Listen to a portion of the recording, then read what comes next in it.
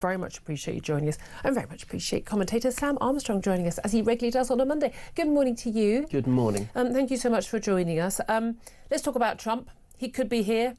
There was a phone call yesterday. Apparently, there's a phone call booked today between his Secretary of State, Marco Rubio, and David Lamy, the Foreign Secretary. That makes him, I think, the 20th Foreign Secretary he's spoken to, because we're so top of the list. David Lamy is such a massively forceful figure in the world stage that the US Secretary of State has spoken to, the Polish, the Australian, the Costa Rican, and pretty much every other foreign minister before he's bothered to speak to Lamy. But Keir Starmer first on the list for European leaders from Donald Trump to speak to since the inauguration. Does that tell us anything? Well, I think it is a mark of our declining stature in the eyes of this administration. We thought we had a good relationship under Keir Starmer with Joe Biden. It's clear that Donald Trump isn't a natural Starmerite and has put us down the list at the bottom.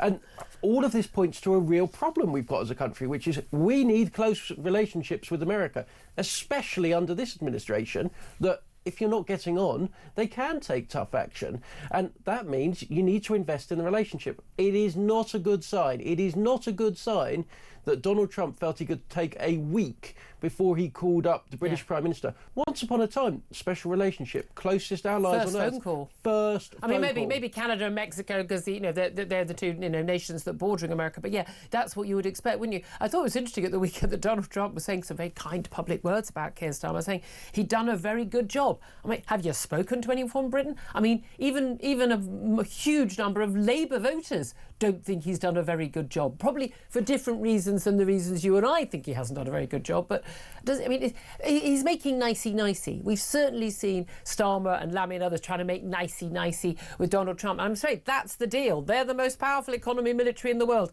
Yeah, it's a good idea to keep them on side. There is this massive fear of tariffs, adding to the difficulty the economy is in. And Rachel from Accounts, wasn't overly convincing on the Sunday morning shows yesterday. No. I managed, do you know what I did? I got my exercise bike to watch because I thought at least that'll keep me awake while I listened to Rachel talking about how she's turning around the economy. I didn't think it was possible to fall asleep whilst pedalling, but it is. Yeah, and look, Rachel claims that she's an economist, yet her first year in office looks like it's a crash course in basic economics, right? We saw last week over the weekend that she's having to take emergency action to benefit whom? Millionaires. Why? Well, because her own policies have been so punitive that they have pushed millions upon millions of pounds of money, billions of pounds of money, through thousands of millionaires leaving the UK economy, taking their one every 45 minutes have left the country because they can, because they're really rich and they've got homes everywhere. Yeah, and by the way, look, just to get our heads around this, right, one of the things about having an economy that doesn't make anything anymore because our energy prices are so high because of net zero is that the people that make a lot of money in this country do so through services. They can basically provide those services anywhere around the world that they choose to do so. And we have chosen to make it so expensive for them that they have chosen to uproot their families, to move them all abroad and to go live somewhere warmer or cheaper or just all round happier. I love Britain, but wouldn't we all do that if we could afford to? But it's really serious because every one of those was paying taxes to fund our NHS, to fund our services, and they are all gone. And it's all very well like going, these people need to pay more tax. Well, I get it, I absolutely get it. But the trouble is, but they don't have to, and they get away with it. And unless every country agrees we're all going to do it, it's not going to happen. In terms of the British voters backing Trump's policies, which I think is fascinating, a survey of 2,000 voters asked what they thought of the US president's agenda. Because a lot of people, I think, like in Americans as well, people are not a big fan of Trump himself, and I find it rather amusing. I actually agree with a lot of the actual policies. In fact, some of his policies in America are more popular than himself, But things like declaring a national border emergency on the southern frontier with Mexico. But voters basically said, more than half British voters said yes, they'd like a similar border emergency declared here in the Channel. Things like getting rid of the nonsense of 187 different genders, or this idea that they said Britain should be a merit-based colourblind society, which by the way was where we were heading to before the whole woke agenda came up. They support tariffs in other countries to protect UK workers. Now I'm very much in favour of free trade wherever possible. But the reality is we can't compete with a lot of countries on things because if our workers are better paid. And I don't want us to have people paid, slave wages here because Bangladesh is paying slave wages. I mean, such as slaves get wages, if you know what I mean. But it is fascinating how many people support that, but equally, I think, fascinating and not a little terrifying. A new survey of various different generations in the UK has found that 52%, so more than half of Gen Z, I hate this generation stuff, but Gen Z apparently, 13-year-olds to 27-year-olds, so basically young folk, youth, we would call youth. More than half of our British youth would think that actually Britain would be ruled better if we had a dictator who didn't have to bother with democracy and elections. How sodding terrifying is that? Yeah, well, it turns out, Julia, that contracting out your child's entertainment, education, provision of news to a Chinese app TikTok, that pushes all of these ideas on kids again and again and again in a totally unfiltered way, just pursuant to an algorithm, isn't a good idea. No. And look, this is why, and many people have been saying this for a long time, that people who believe in a broadly liberal society, the kind of government that we've had for the last 20, 30 years, should have been prepared to muscularly go out and advocate for it again and again, to push it on kids, to say, no, actually, our way of government is the best way of doing it in the world. Yeah. Otherwise, what happens, other people who have much worse ideas of how to run society will come in and they'll tell your kids how to do it. But also, if it's so fantastic, people say, strong, this idea, and we've seen across the world, people want strong man, and it's always a strong man politics, But the reality is, those countries are so great, that people from democracies like Britain and France are flocking to them en masse. No, they're not. There's a reason why the migration routes only go one way. They all go towards democracies in the West. Why?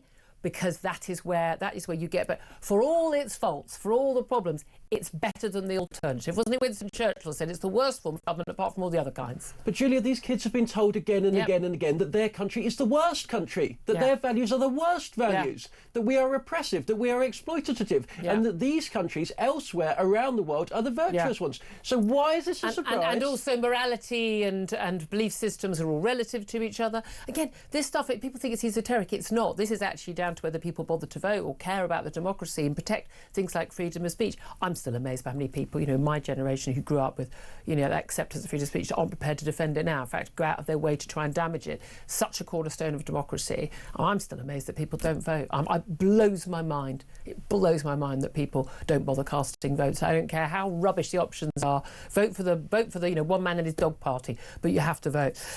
Let's also talk about what's been going on in the Middle East. We saw, thank God, the release of more hostages. 4 young women, Israeli hostages released, again in return for a load of prisoners held by the Israelis who are, some of them, mass murderers and terrorists. I mean, it's quite extraordinary. Being welcomed back by, even the apparently moderate Palestinian groups. But we saw that hostage return. Extraordinary scenes once again. It was like the Hunger Games, this scene that we saw when the young women, all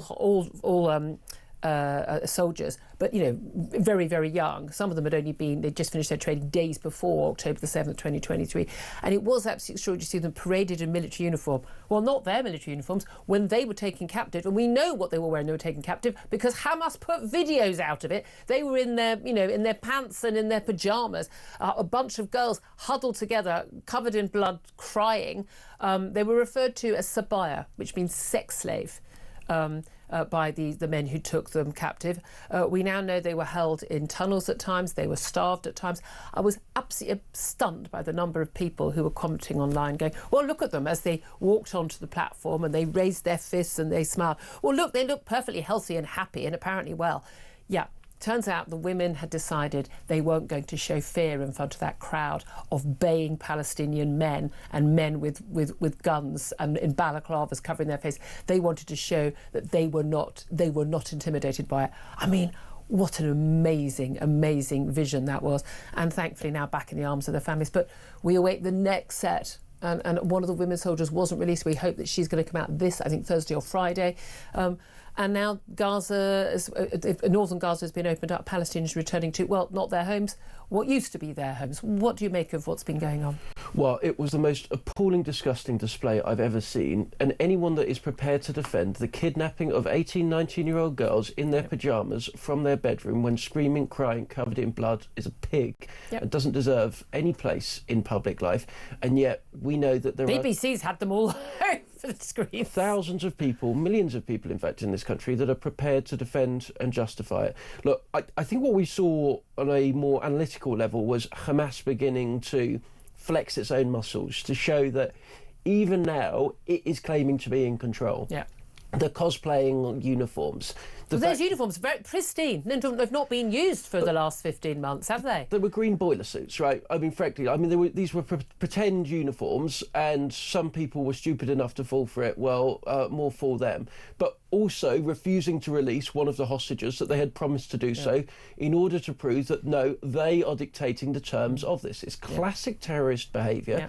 Wait a minute, I'm always blown away by this because this is an extraordinary revelation. It turns out you can't trust terrorists to tell the truth. Well, I mean, mind-blowing. Julia, it seems mind-blowing that for some people that Hamas are terrorists. Well, let's be very clear. Hamas are a terrorist group. It's the law of the land in this country, and anybody that is granting them any succour is supporting a terrorist group and ought to be treated as such. What do you make of Donald Trump's suggestion that Jordan and Egypt accept not just some more refugees, they just accept basically the 2 million people living in Gaza, just take them all, clear the whole of Gaza out and start again, basically, he says. Now, I mean, Jordan, virtually half of Jordan's population is already of Palestinian descent. The Egyptians have made it very clear their policy, haven't they? Because if you see the size of the wall and the barbed wire fences and that they have created on their border with Gaza, they made it very clear that they don't want a single person arriving from Gaza. What do you think of that possibility? Because it was interesting that Hamas immediately went, excuse me? Well, it ain't going to happen, but I do think, actually, and I have come to this view gradually, that the Middle East, this particular crisis, is crying out for some big, bold, fresh thinking of the kind that Donald Trump provides. And I'll tell you for why. Because we have now had 50, 60 years of let's negotiate a two-state solution, let's all get everyone round the table together, and instead the situation has grown worse and worse and worse. Human misery has continued. There's been peace plan after peace plan by well-meaning people that I think are hopelessly naive. Well, because they're dealing with terrorist groups like Hamas, like Fatah, and again, even the Palestinian, supposed authority. These people are extremists. I mean, they don't believe in the two-state solution. They believe in the one-state solution, and that state does not involve Israel. Yeah, that's absolutely right. And look, the Gazan problem is growing worse, in part because, I mean, we're told it's an open-air prison. We're told it's so miserable that there's a genocide ongoing. Right. Let's be very clear. The population of Gaza has gone from 1 million to 2 million in 20 years.